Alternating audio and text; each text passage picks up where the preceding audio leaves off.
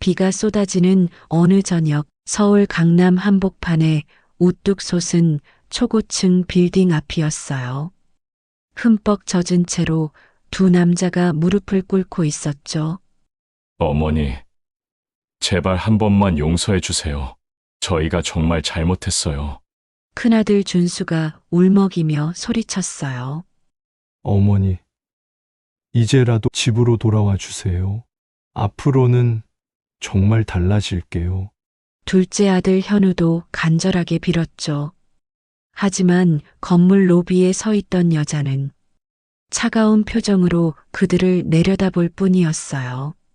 너희에게는 이 건물이 필요하겠지만 나에게는 이제 내 인생이 필요해. 정숙은 뒤도 돌아보지 않고 엘리베이터로 걸어갔어요.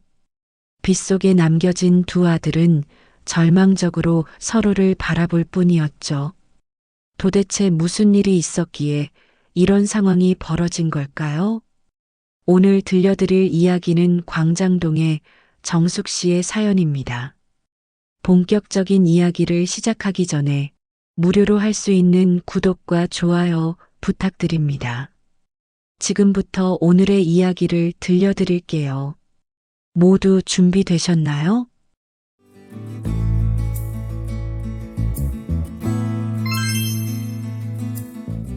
새벽 5시 알람이 울리기도 전에 정숙은 눈을 떴어요. 오늘도 어김없이 시작되는 하루였죠. 부엌으로 내려가 가족들을 위한 아침 준비를 시작했어요. 된장찌개를 끓이고 계란말이를 부치고 나물을 무치는 동안 시계는 6시를 가리켰죠. 어머니, 오늘 아침은 좀 싱겁네요.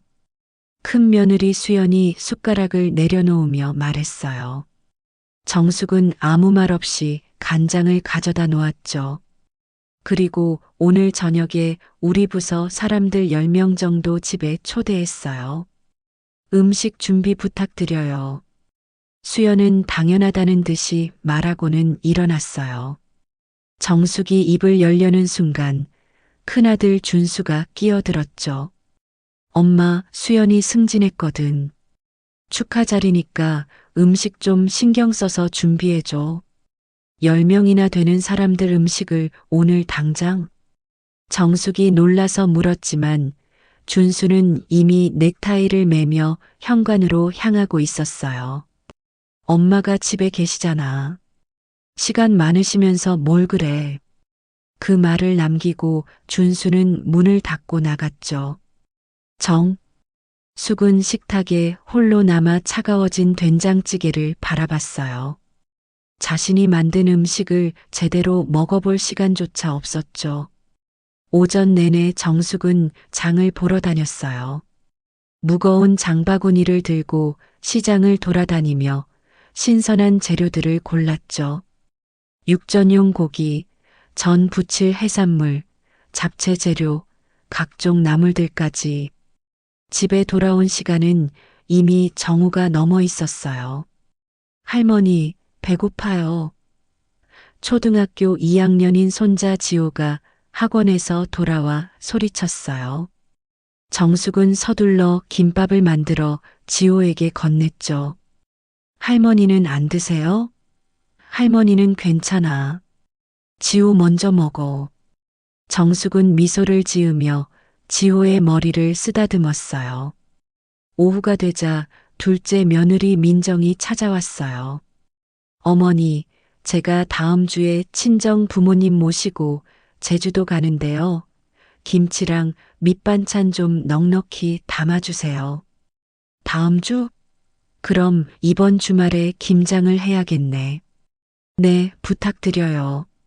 아, 그리고 오늘 저녁은 저희는 밖에서 먹고 올게요. 민정은 그렇게 말하고는 또다시 나가버렸죠. 정숙은 한숨을 쉬며 부엌으로 돌아갔어요. 저녁 준비를 시작해야 했으니까요. 육전을 부치고 잡채를 볶고 전을 지지는 동안 온 집안에 기름 냄새가 가득했죠. 혼자서 10명분의 음식을 준비하는 건 정말 쉽지 않은 일이었어요. 저녁 7시 손님들이 도착했어요. 어머님이 만드신 음식이라니 정말 기대돼요. 수연의 동료들이 밝게 인사했지만 정숙은 피곤한 미소만 지을 수 있었죠. 어머니, 음식 좀 더 내와주세요. 어머니, 김치 떨어졌어요. 어머니, 물 좀 더 주세요. 저녁 내내 정숙은 부엌과 거실을 오가며 시중을 들었어요. 밤 10시가 되어서야 손님들이 돌아갔죠. 설거지 거리가 산더미처럼 쌓여 있었어요. 엄마, 나 피곤해서 먼저 잘게. 설거지는 내일 아침에 해도 되지? 준수가 하품을 하며 말했어요. 정숙은 대답도 하지 못한 채 설거지를 시작했죠.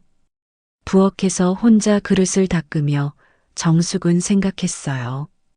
내가 이 집의 가정부인가, 가족인가. 차가운 물에 손이 트고 있었지만 마음은 그보다 더 시렸죠. 창밖으로 보이는 다른 집들의 불빛이 따뜻해 보였어요. 그 집들에서는 가족들이 함께 웃으며 시간을 보내고 있을 거라고 생각하니 더욱 쓸쓸했죠. 월요일 아침 정숙은 평소보다 더 일찍 일어났어요. 주말에 김장을 해야 한다는 생각에 미리 준비를 시작하려고 했죠. 배추를 주문하고 각종 양념 재료들을 점검하는 동안 현관문이 열렸어요. 어머니, 저 오늘부터 새벽 요가 다녀요. 아침 6시에는 꼭 밥상 차려놓아 주세요. 수연이 요가복을 입고 나타났죠. 6시? 그럼 난 5시에 일어나야겠네. 어머니가 일찍 일어나시는 거 아니에요? 별거 아니잖아요. 수연은 대수롭지 않게 말하고는 현관을 나섰어요. 정숙은 쓴웃음을 지었죠. 별거 아니라니 매일 새벽에 일어나는 게 얼마나 힘든지 알기나 할까요? 그날 오후 정숙은 병원에 가야 했어요. 최근 들어 무릎이 자주 아팠거든요. 어디 가세요, 어머니? 현우가 퇴근하고 돌아와 물었어요. 병원에 좀 다녀올게. 병원이요? 많이 아프세요? 걱정스러운 표정을 지을 줄 알았는데 현우의 반응은 달랐죠. 아, 그럼 병원 가는 김에 우리 집 앞 약국에서 비타민이랑 영양제 좀 사다 주세요. 목록 써드릴게요. 현우는 종이에 길게 약 이름들을 적어 주었어요. 그리고 마트도 들러서 우유랑 빵 좀 사오세요. 아침에 먹을 게 떨어졌더라고요. 정숙은 아픈 무릎을 이끌고 병원을 다녀온 후 약국과 마트를 들러야 했죠. 집에 돌아오니 저녁 6시가 넘어 있었어요. 어머니, 저녁은요? 민정이 거실에서 텔레비전을 보다가 물었어요. 지금 준비할게. 아이, 배고픈데 빨리 좀 해주세요. 저 오늘 야근하고 와서 너무 피곤해요. 정숙은 아픈 무릎을 붙잡고 부엌에 섰어요. 냉장고를 열어보니 반찬이 별로 없었죠. 급하게 김치찌개를 끓이고 계란찜을 만들었어요. 어머니, 이것밖에 없어요? 좀 성의 없으신 거 아니에요? 민정이 투덜거렸지만 정숙은 더 이상 대답할 힘도 없었죠. 그날 밤 정숙은 잠을 이룰 수 없었어요. 무릎이 너무 아팠거든요. 진통제를 먹고 누웠지만 통증은 가시지 않았죠. 옆방에서는 준수 부부가 텔레비전을 보며 웃는 소리가 들렸어요. 아래층에서는 현우 부부가 친구들을 불러 파티를 하는 소리가 났죠. 나는 이 집에서 뭘까? 정숙은 천장을 바라보며 생각했어요. 남편이 세상을 떠난 후 10년째 이 집에서 살고 있었죠. 처음엔 아들들이 혼자 계시는 게 걱정이라며 함께 살자고 했어요. 하지만 지금 생각해보니 그건 걱정이 아니라 필요였던 것 같았죠. 화요일 아침 정숙은 평소보다 늦게 일어났어요. 무릎이 너무 아파서 제대로 움직일 수가 없었거든요. 어머니, 아침밥은요? 수연이 부엌으로 와서 소리쳤어요. 미안, 오늘은 좀 늦었네. 아니, 제가 요가 갔다 와서 씻고 나왔는데 아직도 준비가 안 됐다고요? 수연은 짜증스럽게 냉장고를 열어 우유를 꺼내 마셨어요. 오늘 중요한 회의 있는데 아침도 못 먹고 가야겠네요. 정말 실망이에요, 어머니. 그 말을 남기고 수연은 화난 듯 문을 세게 닫고 나갔죠. 정숙은 식탁에 주저앉았어요. 무릎도 아프고 마음도 아팠죠. 자신이 하루아침을 못 차렸다고 이렇게 화를 내다니. 10년 동안 매일 아침을 차려준 건 당연한 일이었나 봐요. 엄마, 괜찮아? 준수가 넥타이를 매며 나왔어요. 아들이 걱정해주는구나 싶어 조금 마음이 놓였죠.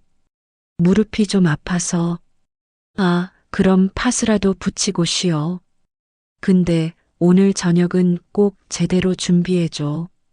내 상사가 집에 오시거든. 준수는 그렇게 말하고는 바쁘다며 나가버렸어요. 정숙은 허탈하게 웃었죠. 결국 자신의 건강보다 저녁 준비가 더 중요한 거였어요. 목요일 오후 정숙은 김장 준비로 정신이 없었어요. 배추 절이고 양념 만들고 각종 재료 손질하느라 하루 종일 부엌에서 살다시피 했죠. 그런데 갑자기 현관벨이 울렸어요. 어머님, 저희 왔어요. 민정의 친정 어머니였죠. 어머, 갑자기 왜? 민정이가 오늘 저녁 같이 먹자고 해서 왔어요. 남편이랑 동생네 가족도 같이요. 정숙은 당황했어요. 민정은 아무 얘기도 하지 않았는데 갑자기 8명이나 되는 사람들이 온 거였죠. 민정아, 이건 무슨... 아, 깜빡했어요. 어머니, 어차피 김장하시는 김에 보쌈이랑 김치같이 먹으면 되잖아요. 민정은 아무렇지 않게 말했어요. 정숙은 할 말을 잃었죠. 김장하느라 지쳐 있는데 갑자기 8명의 저녁까지 준비해야 한다니. 사돈, 수고 좀 하시겠어요. 우리 민정이가 여기서 정말 편하게 지낸다고 하더라고요. 민정의 친정어머니가 거실에 자리를 잡으며 말했어요. 그럼요, 우리 어머니가 정말 잘해주세요. 민정이 맞장구를 쳤죠. 정숙은 다시 부엌으로 돌아갔어요. 보쌈용 고기를 삶고 반찬을 더 만들고 김치전까지 부쳐야 했죠. 손은 바쁘게 움직였지만 마음은 텅 비어 있었어요.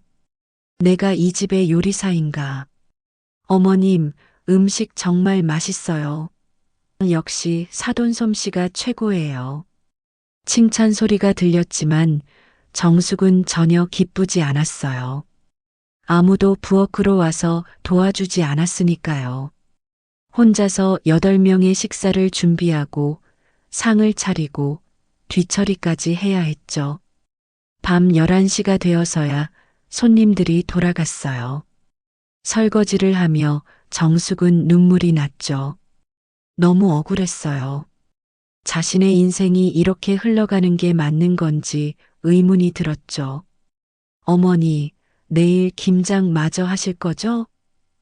민정이 거실을 지나가며 물었어요. 응. 그럼 넉넉히 해주세요. 저희 친정에도 좀 보내드려야 해서요. 민정은 그렇게 말하고는 방으로 들어갔어요. 정숙은 설거지를 멈추고 싱크대에 기댔어요. 언제까지 이렇게 살아야 하나. 창밖의 어둠이 자신의 마음 같았죠. 금요일 김장을 마저 끝낸 정숙은 온몸이 쑤셨어요. 하지만 쉴 틈이 없었죠. 주말에 준수의 상사가 온다고 했으니 장을 봐야 했어요. 무거운 몸을 이끌고 마트로 향했죠. 어머, 정숙 씨. 마트에서 동네 친구 영희를 만났어요. 아이고, 얼굴이 왜 이렇게 안 좋아? 어디 아파? 아니야, 괜찮아. 김장하느라 좀 피곤해서. 김장? 아직도 직접 해? 나는 이제 사 먹어. 우리 나이에 무슨 김장이야. 영희의 말에 정숙은 씁쓸했어요. 맞아요. 이른이 넘은 나이에 아직도 김장을 하고 있다니. 우리 아들네가 좋아해서. 아이고, 정숙 씨는 너무 착해. 며느리들이 해야지. 왜 시어머니가 해? 영희는 혀를 끌끌 찼어요. 집에 돌아오니 준수가 거실에서 기다리고 있었어요. 엄마, 내일 우리 상사 내외분이 오시는데 제대로 준비해줘야 해. 알았어. 갈비찜이랑 잡채, 전 종류별로, 그리고 해물탕도 끓여줘. 아, 디저트로 과일도 깎아놓고. 준수는 메뉴를 줄줄이 나열했어요. 준수야, 엄마가 요즘 좀 힘들어. 음식을 좀 줄이거나 시켜 먹으면 안 될까? 정숙이 조심스럽게 말했어요. 준수의 표정이 굳어졌죠. 엄마, 이게 얼마나 중요한 자리인지 알아? 내 승진이 달린 문제야. 하지만 엄마는 집에서 쉬잖아. 이 정도는 해줄 수 있잖아. 왜 이렇게 불평이 많아졌어? 준수의 말에 정숙은 가슴이 찢어지는 것 같았어요. 집에서 쉰다고? 매일 새벽부터 밤까지 일하는데 쉰다고? 알았어, 준비할게. 정숙은 더 이상 말하지 않았어요. 말해봤자 소용없다는 걸 알았으니까요. 그날 밤 정숙은 거실 소파에 앉아 있었어요. 온 집안이 조용했죠. 모두들 자기 방에서 각자의 시간을 보내고 있었어요. 정숙은 문득 외로웠어요. 이 집에 5명이나 살고 있는데 정작 자신은 혼자인 것 같았죠. 텔레비전을 켰어요. 한 드라마에서 노부부가 함께 여행을 가는 장면이 나왔죠. 여보, 우리 이제 우리만의 시간을 가져요. 그래, 이제 우리도 우리 인생을 살아야지. 드라마 속 대사가 가슴에 꽂혔어요. 나도 내 인생을 살고 싶어. 정숙은 그렇게 중얼거렸죠. 하지만 어떻게 시작해야 할지 막막했어요. 이 집을 나가면 갈 곳도 없고 혼자 살 자신도 없었으니까요. 토요일 아침 정숙은 상사 부부를 위한 음식 준비로 분주했어요. 갈비찜을 하려고 고기를 재우고 있는데 준수가 부엌으로 왔죠. 엄마, 내 서재 좀 정리해줘. 어제 회사 서류 가져와서 어질러 놨거든. 지금 음식 준비하느라 바빠. 음식은 천천히 해도 되잖아. 서재부터 정리해줘. 혹시 상사가 보실 수도 있으니까. 정숙은 한숨을 쉬며 앞치마를 벗었어요. 준수의 서재로 가니 정말 엉망이었죠. 서류가 여기저기 흩어져 있었고 책들도 아무렇게나 쌓여 있었어요. 정리를 하다가 정숙은 책상 서랍에서 봉투 하나를 발견했어요. 엄마 통장이라고 적혀 있었죠. 무심코 열어본 정숙은 깜짝 놀랐어요. 자신의 통장이 맞았지만 잔액이 거의 없었죠. 이상하네. 분명 1,000만 원 넘게 있었는데. 거래 내역을 보니 매달 큰 금액이 빠져나가고 있었어요. 자동이체로 준수의 계좌로 이체되고 있었죠. 이게 뭐지? 정숙은 다른 서류들을 뒤적였어요. 그러다 충격적인 문서를 발견했죠. 남편이 남긴 유산 목록이었어요. 거기엔 정숙이 전혀 몰랐던 내용이 적혀 있었죠. 강남 소재 상가 건물 마이너스 시가 800억 원, 소유자 김정숙, 월 임대 수익 3억 원 은행 예금 200억 원. 정숙은 눈을 의심했어요. 남편이 이렇게 큰 재산을 남겼다고? 그것도 자신의 이름으로? 하지만 왜 자신은 지금까지 모르고 있었을까요? 서류를 더 찾아보니 충격적인 사실이 드러났어요. 준수가 자신의 도장을 몰래 사용해서 건물 관리를 맡고 있었던 거였죠. 임대 수익은 모두 준수와 현우의 계좌로 들어가고 있었어요. 정숙에게는 매달 용돈 명목으로 50만 원만 주면서 말이죠. 이럴 수가. 정숙은 다리에 힘이 풀려 의자에 주저앉았어요. 자신이 사실은 800억대 건물주였다니. 그런데 아들들은 그 사실을 숨기고 자신을 이렇게 부려먹고 있었던 거예요. 분노가 치밀어 올랐어요. 배신감에 손이 떨렸죠. 자신을 위해 살았다고 생각했던 10년이 모두 거짓이었어요. 아들들은 자신을 어머니가 아니라 공짜 일꾼으로 본 거였죠. 엄마, 서재 정리 다 했어? 준수가 문을 열고 들어왔어요. 정숙은 재빨리 서류를 제자리에 넣었죠. 응, 거의 다 했어. 그럼 빨리 음식 준비해. 3시에 오신다고 했으니까. 준수가 나가자 정숙은 핸드폰으로 서류를 찍어 두었어요. 증거를 남겨야 했으니까요. 그리고 마음을 가다듬고 부엌으로 돌아왔죠. 이제 어떻게 해야 할지 생각해야 했어요. 오후 3시 준수의 상사 부부가 도착했어요. 어머님이 손수 준비하셨다니 정말 감사합니다. 상사의 부인이 인사했지만 정숙은 억지로 미소를 지었죠. 식사 시간 내내 정숙은 부엌과 거실을 오가며 시중을 들었어요. 어머님 요리 솜씨가 정말 대단하시네요. 준수 씨가 정말 복 받았어요. 이런 어머니를 모시고 있으니. 칭찬이 이어졌지만 정숙의 귀에는 들리지 않았어요. 머릿속은 온통 발견한 서류 생각뿐이었죠. 저녁 식사가 끝나고 상사 부부가 돌아간 후 준수가 만족스럽게 말했어요. 엄마, 오늘 정말 고마웠어. 상사님이 엄마 음식 정말 맛있다고 칭찬하셨어. 그래. 근데 엄마, 왜 표정이 안 좋아? 피곤해? 아니야, 괜찮아. 정숙은 설거지를 하며 계획을 세웠어요. 이제 더 이상 이렇게 살 수 없었죠. 자신의 삶을 되찾아야 했어요. 하지만 성급하게 움직이면 안 됐어요. 신중하게 그리고 확실하게 준비해야 했죠.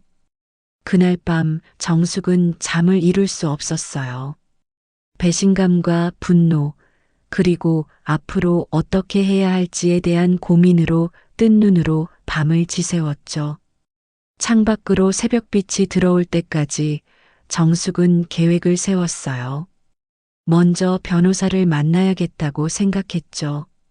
일요일 아침 정숙은 평소처럼 행동했어요. 아침을 차리고 청소를 하고 빨래를 돌렸죠. 하지만 마음속으로는 폭풍이 몰아치고 있었어요. 어머니, 오늘 저희 친구들 좀 집에 초대했어요. 수연이 커피를 마시며 말했어요. 몇 명이나 오는데? 한 6명? 간단하게 브런치만 준비해 주세요. 정숙은 아무 말 없이 고개를 끄덕였어요. 부엌에서 브런치를 준비하며 정숙은 생각했죠. 조금만 더 참자. 모든 준비가 끝날 때까지. 월요일 정숙은 병원에 간다고 하고 집을 나섰어요. 하지만 실제로는 법률사무소로 향했죠. 어떻게 오셨습니까? 변호사가 친절하게 물었어요. 정숙은 찍어둔 서류 사진을 보여주며 상황을 설명했죠. 변호사의 표정이 점점 심각해졌어요. 이건 명백한 재산 횡령입니다. 어머님이 모르는 사이에 도장을 도용한 것도 문제고요. 제가 제 재산을 되찾을 수 있을까요? 당연합니다. 법적으로 어머님이 소유 주시니까요. 다만 절차가 좀 필요합니다. 변호사는 앞으로의 계획을 설명해 주었어요. 먼저 건물 등기부등본을 확인하고 임대계약서를 검토해야 한다고 했죠. 그리고 그동안의 임대 수익 내역도 조사해야 한다고 했어요. 시간이 좀 걸리겠지만 어머님의 재산은 반드시 되찾으실 수 있습니다. 감사합니다. 그런데 이 일은 비밀로 해주세요. 아직은 아들들이 모르게 하고 싶어요. 걱정 마세요. 변호사로서 비밀 유지는 당연한 의무입니다. 집으로 돌아오는 길에 정숙은 처음으로 희망을 느꼈어요. 자신의 삶을 되찾을 수 있다는 희망이었죠. 그날 저녁 식탁에 온 가족이 모였어요. 엄마, 이번 주말에 우리 회사 워크숍이 있어서 제주도에 가야 해. 준수가 말했어요. 가족도 같이 가는 거라 엄마도 같이 가면 좋겠어. 나를? 왜? 애들 봐줄 사람이 필요하잖아. 우리는 행사 참석해야 하고.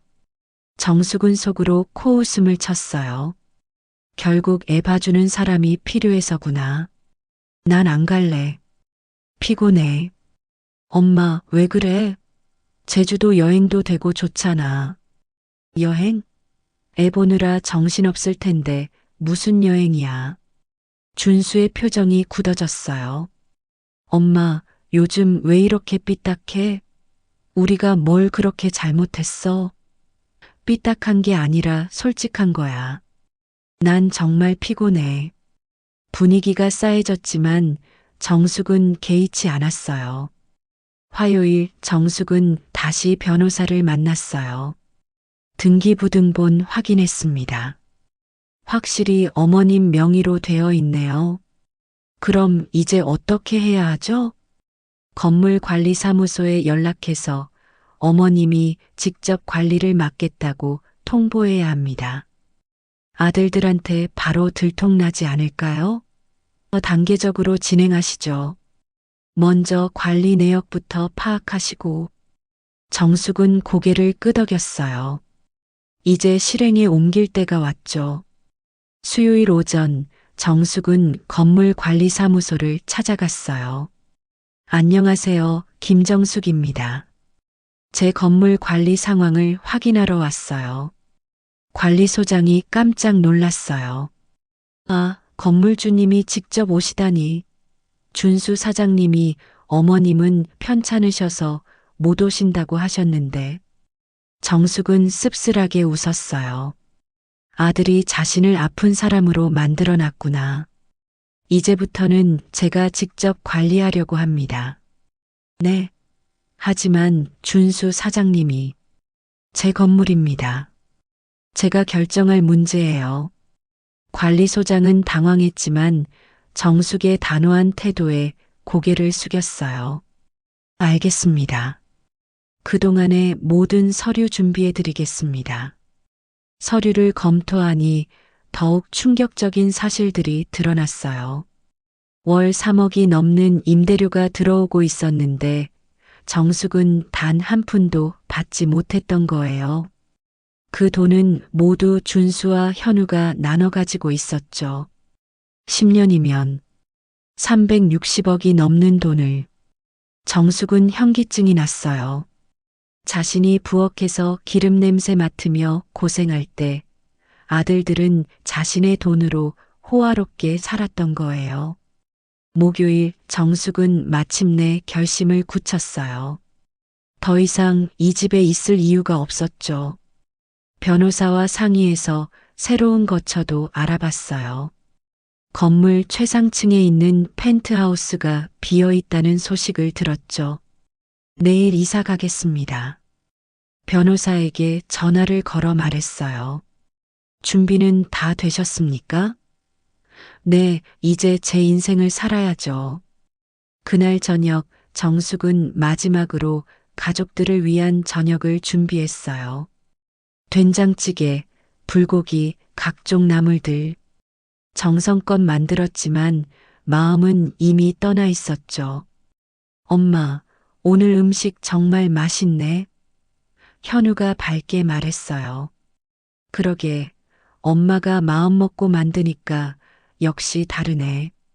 준수도 맞장구 쳤죠. 정숙은 조용히 그들을 바라봤어요. 너희들은 내일 얼마나 놀랄까? 저녁 식사가 끝나고 정숙은 거실에 가족들을 모았어요. 할 얘기가 있어. 무슨 얘기요, 어머니? 수연이 물었어요. 난 내일 이 집을 나갈 거야. 순간 거실이 조용해졌어요. 모두가 농담인 줄 알고 어색하게 웃었죠. 엄마, 무슨 소리야? 갑자기 왜? 준수가 당황해하며 물었어요. 너희들이 숨긴 게 있지? 정숙의 목소리가 차가워졌어요. 강남 건물 말이야. 내 명의로 된 800억짜리 건물. 준수와 현우의 얼굴이 하얗게 질렸어요. 엄마, 그게 오해야. 우리가 설명할게. 설명? 10년 동안 속이고 내 돈을 가로챈 걸 어떻게 설명할 거니? 정숙의 목소리에 분노가 담겼어요. 우리가 엄마를 위해서 그런 거야. 엄마가 그 많은 돈을 관리할 수 있겠어? 준수가 변명했지만 정숙은 코웃음을 쳤어요. 날 위해서 부엌에 가둬놓고 종처럼 부려먹은 거니? 며느리들도 이제야 상황을 파악하고 충격에 빠졌어요. 어머니가 800억 건물주? 수연이 믿을 수 없다는 표정으로 중얼거렸어요.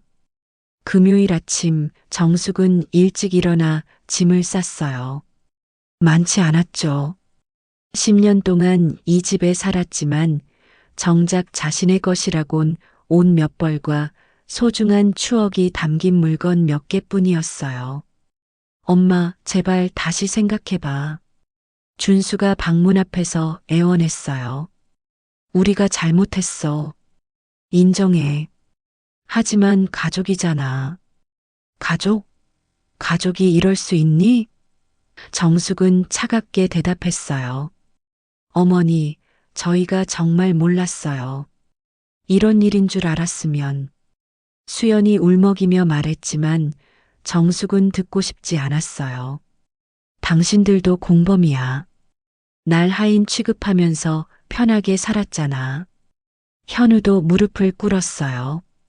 엄마, 한 번만 용서해줘. 다시는 이런 일 없을게. 용서? 너희가 빼앗은 10년을 어떻게 돌려줄 건데? 정숙은 캐리어를 끌고 현관으로 향했어요. 엄마, 우리 손주들은 어떻게? 지호는 할머니 없으면 안 돼. 준수가 마지막으로 매달렸어요. 정숙은 잠시 멈춰 섰어요. 손주들 생각에 마음이 아팠죠. 하지만 더 이상 흔들릴 수 없었어요. 지호도 언젠가는 알아야 해. 할머니도 자신의 삶이 있다는 걸. 문을 열고 나가려는 순간 민정이 달려왔어요. 어머니, 이렇게 가시면 안 돼요. 우리가 뭘 그렇게 잘못했다고. 뭘 잘못했는지 정말 모르겠니? 정숙은 한숨을 쉬었어요. 너희는 나를 사람으로 보지 않았어. 그저 편리한 가사 도우미, 공짜 베이비시터, 요리사로만 봤지.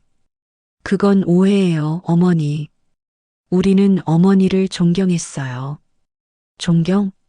존경하는 사람한테 새벽부터 밤까지 일만 시키니? 정숙은 더 이상 듣고 싶지 않았어요. 택시를 불러 짐을 실었죠. 어디로 가실 거예요, 어머니? 수연이 울며 물었어요. 내 집으로 갈 거야. 진짜 내 집으로. 택시가 출발하자 정숙은 뒤를 돌아보지 않았어요. 백미러로 보니 준수와 현우가 망연자실한 표정으로 서 있었죠. 건물 최상층 펜트하우스에 도착한 정숙은 깊은 숨을 쉬었어요. 넓은 거실, 커다란 창문으로 보이는 서울 전경. 처음으로 자신만의 공간을 가진 거예요. 축하드립니다. 김정숙 회장님. 건물 관리소장이 정중하게 인사했어요. 회장님이라는 호칭이 어색했지만 이제 이게 자신의 진짜 신분이었죠. 오후가 되자 정숙의 핸드폰이 쉴 새 없이 울렸어요. 준수와 현우의 전화였지만 받지 않았죠. 대신 변호사에게 전화를 걸었어요. 앞으로의 일정을 진행해 주세요. 네, 먼저 그동안 횡령한 금액을 정산하고 법적 조치를 취하겠습니다. 아들들을 고소하는 건 원하지 않아요. 대신 정확한 정산은 받고 싶어요. 알겠습니다. 그렇게 진행하겠습니다. 저녁이 되자 정숙은 처음으로 자신만을 위한 식사를 준비했어요. 간단한 샐러드와 스테이크, 와인 한 잔. 아무도 시중들 필요 없이 여유롭게 식사를 즐겼죠. 이런 게 삶이구나. 정숙은 창밖의 야경을 보며 생각했어요. 토요일 아침 정숙은 편안하게 늦잠을 잤어요. 10년 만에 처음으로 알람 없이 일어난 아침이었죠.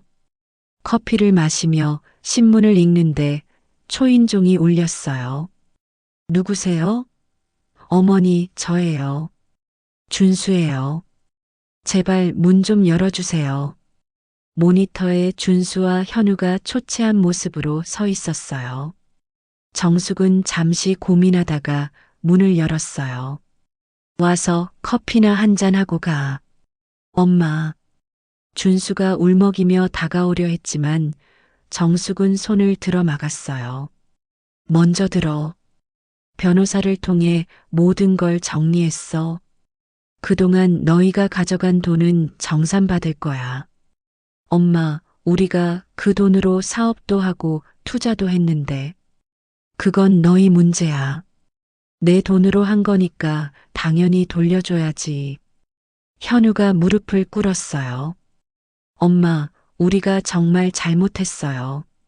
다시 집으로 돌아와 주세요. 집? 그건 너희 집이지 내 집이 아니야. 그럼 우리랑 관계를 끊겠다는 거예요? 정숙은 잠시 생각했어요. 끊는 게 아니라 거리를 두는 거야. 너희도 이제 어른이니까 알아서 살아. 손주들은요? 지호랑 민지는 할머니를 찾아요. 주말에 가끔 만나면 되지. 하지만 더 이상 너희 집에서 살진 않을 거야. 준수와 현우는 절망적인 표정으로 서로를 바라봤어요. 엄마, 우리가 앞으로 어떻게 살아야 해요? 그동안 엄마가 해준 것처럼. 그것도 너희가 알아서 할 일이야. 가사 도우미를 쓰든지 너희가 직접 하든지. 정숙은 일어서며 말했어요. 이제 가봐. 난 오후에 약속이 있어. 약속이요? 친구들과 여행 가기로 했어. 제주도로 일주일 정도. 준수와 현우는 믿을 수 없다는 표정으로 엄마를 바라봤어요. 엄마가 여행을 간다니, 그것도 친구들과. 10년 동안 한 번도 본 적 없는 모습이었죠. 한 달이 지났어요. 정숙은 완전히 다른 사람이 되어 있었죠. 매일 아침 요가를 하고 오후에는 문화센터에서 그림을 배웠어요. 저녁에는 친구들과 만나 와인을 마시며 수다를 떨었죠. 정수가, 너 정말 젊어졌어. 친구 영희가 감탄하며 말했어요. 이제야 사는 것 같아. 그동안은 그냥 버틴 거였어. 근데 아들들은 어떻게 지내?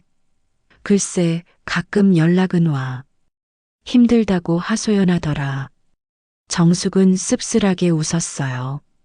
준수는 집안일과 회사 일을 병행하느라 정신이 없다고 했고, 현우는 아이들 돌보느라 죽을 것 같다고 했죠.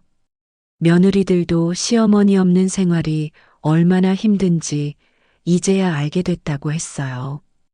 그래도 가끔은 보고 싶지 않아? 손주들은 보고 싶지. 이번 주말에 만나기로 했어. 집에서? 아니, 놀이공원에서. 이제 그 집은 내 집이 아니니까. 주말, 정숙은 놀이공원에서 손주들을 만났어요. 할머니, 지호와 민지가 달려와 안겼어요.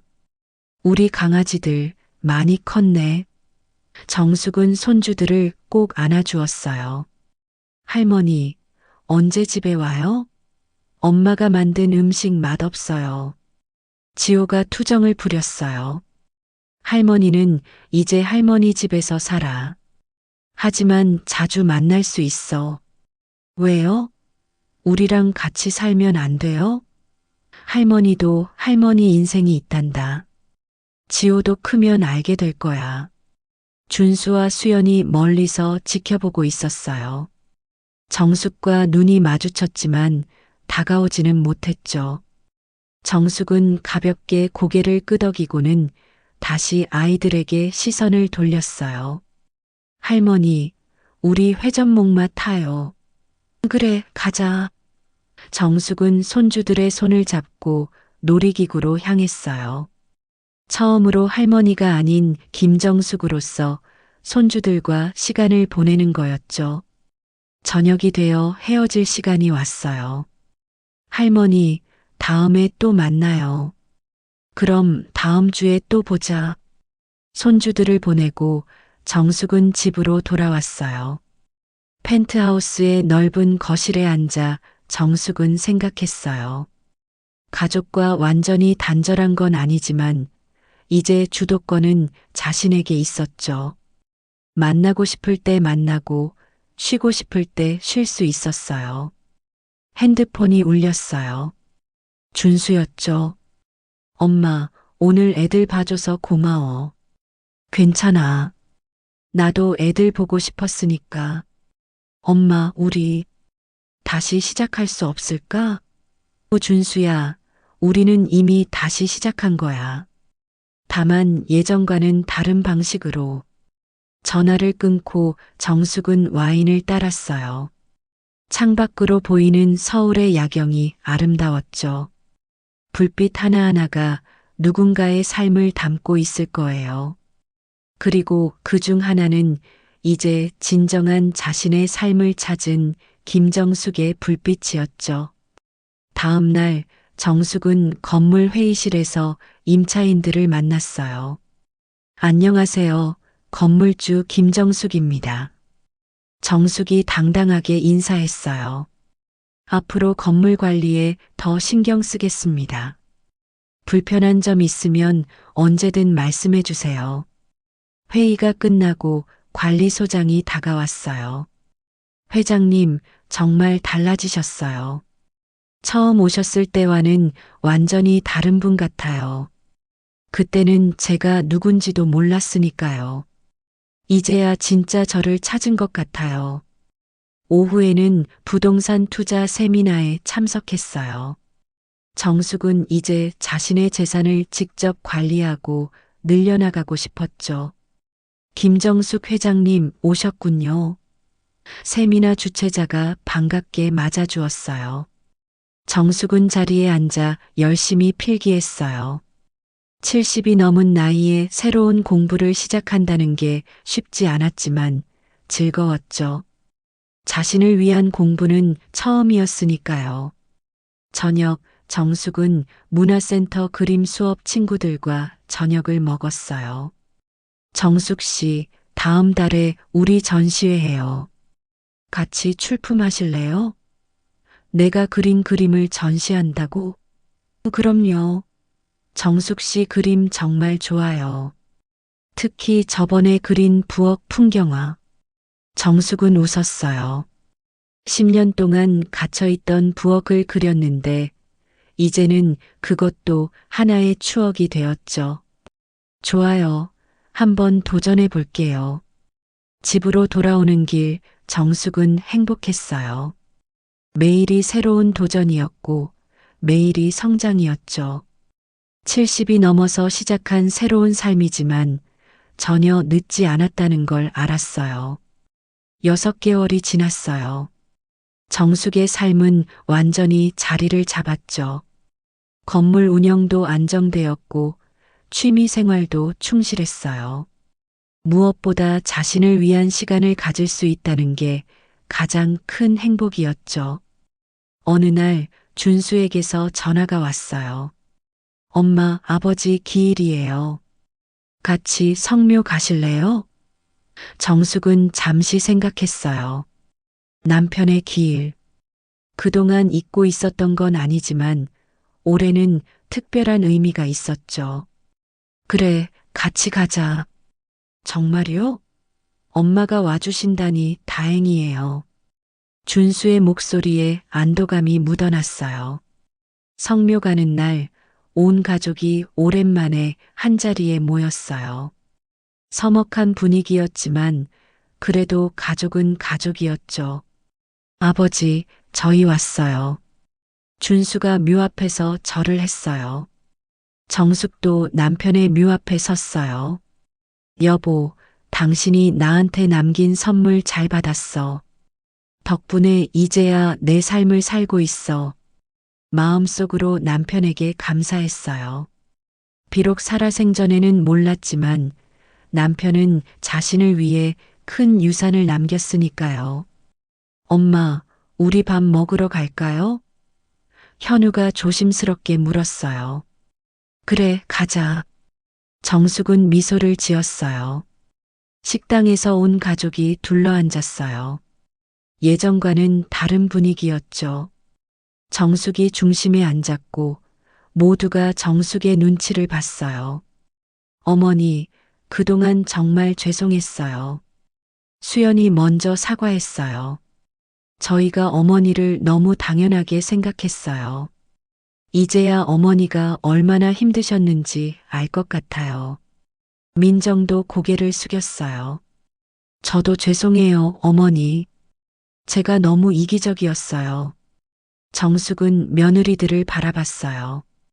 6개월 전의 분노는 이제 많이 가라앉았죠.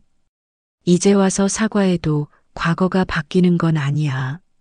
하지만 앞으로는 달라질 수 있겠지.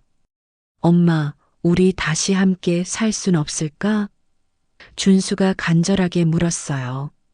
아니야. 각자의 공간에서 사는 게 맞아. 하지만 가족이라는 건 변하지 않아. 정숙은 잠시 말을 멈추고 가족들을 둘러봤어요. 너희가 진짜로 깨달았다면 이제부터는 서로를 존중하는 가족이 되자. 어떻게 해요, 어머니? 일단 한 달에 한 번 가족 모임을 하자. 하지만 음식은 각자 준비하거나 사 먹는 걸로. 모두가 고개를 끄덕였어요. 그리고 명절 때도 마찬가지야. 더 이상 나 혼자 부엌에서 종일 일하는 일은 없을 거야. 알겠어요, 어머니. 저희도 함께 준비할게요. 수연이 대답했어요. 할머니, 우리 집에 놀러 와요. 지호가 밝게 말했어요. 그래, 가끔 놀러 갈게. 하지만 할머니는 할머니 집이 좋단다. 할머니 집 진짜 멋져요. 수영장도 있고. 민지가 눈을 반짝였어요. 정숙은 웃었어요. 손주들은 이제 할머니를 다르게 보고 있었죠. 더 이상 집에만 있는 할머니가 아니라 멋진 집에 사는 당당한 할머니로요. 식사가 끝나고 헤어지는 시간이 왔어요. 엄마, 다음 달 가족 모임 때 뵐게요. 준수가 인사했어요. 그래. 건강해라. 엄마도 건강하세요. 사랑해요. 준수가 사랑한다는 말을 한 건 정말 오랜만이었어요. 정숙은 아들을 안아주었죠. 나도 사랑한다, 아들. 현우도 다가와 엄마를 안았어요. 엄마, 이제야 엄마가 얼마나 대단한 분인지 알았어요. 이제라도 알았으면 됐어. 가족들과 헤어진 후 정숙은 집으로 돌아왔어요. 펜트하우스의 거실에 앉아 커피를 마시며 생각했죠. 이게 진짜 가족이구나.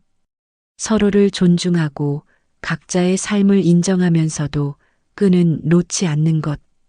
그것이 진정한 가족의 의미였어요. 다음 날 정숙은 새로운 프로젝트를 시작했어요. 건물 일부를 개조해서 노인들을 위한 문화 공간을 만들기로 한 거죠.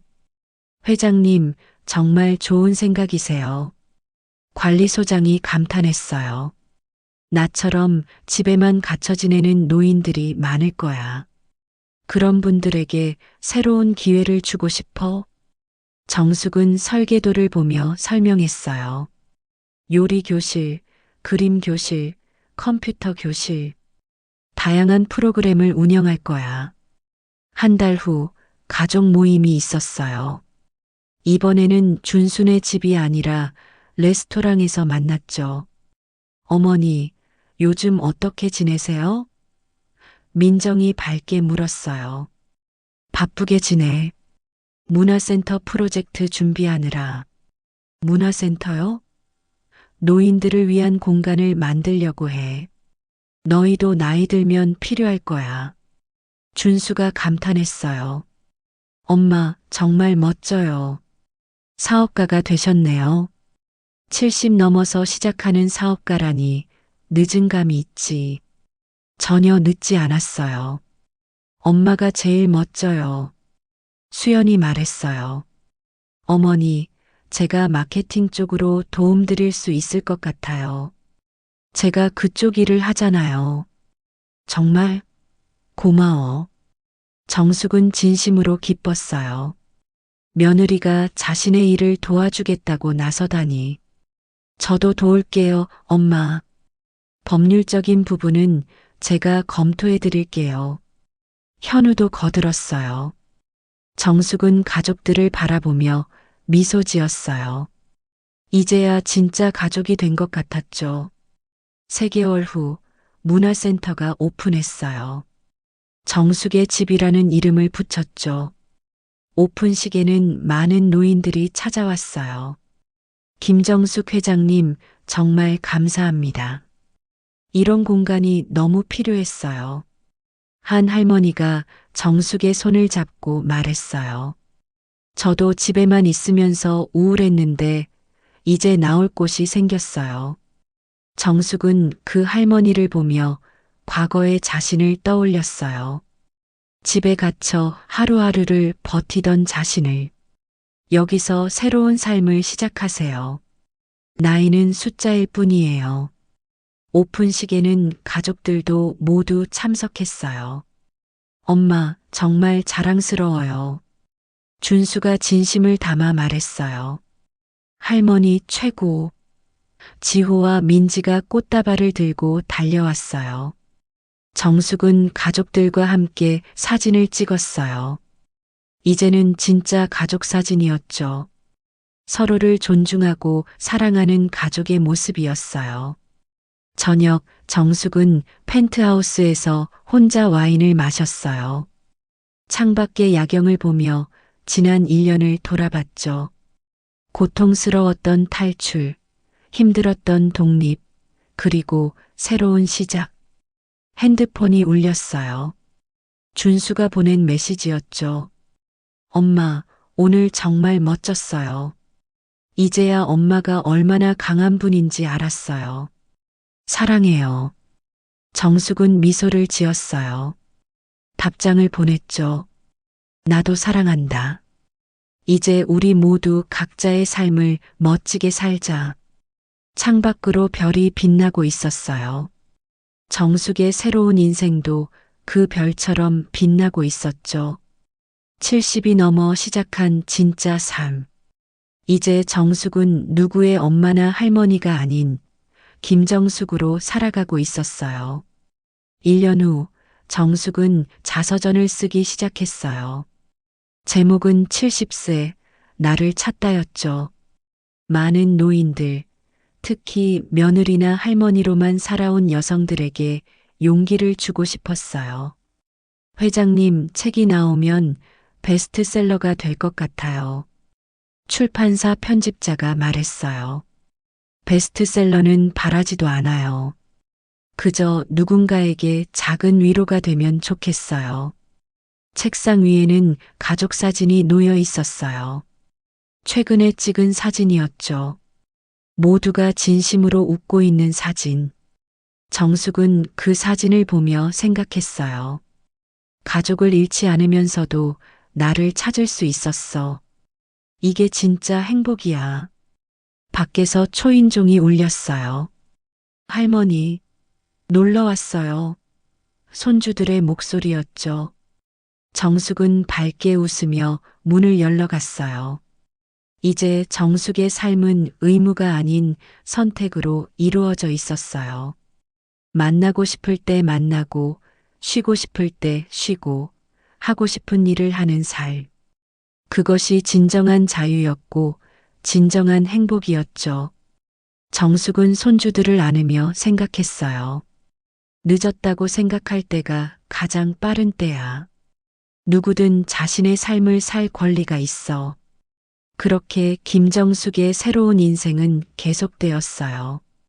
더 이상 누군가의 그늘이 아닌 당당한 한 사람으로서. 그리고 그것이 가족 모두에게 가장 큰 선물이 되었죠. 서로를 진정으로 존중하고 사랑하는 법을 배운 것. 그것이 정숙이 가족에게 남긴 가장 큰 유산이었어요.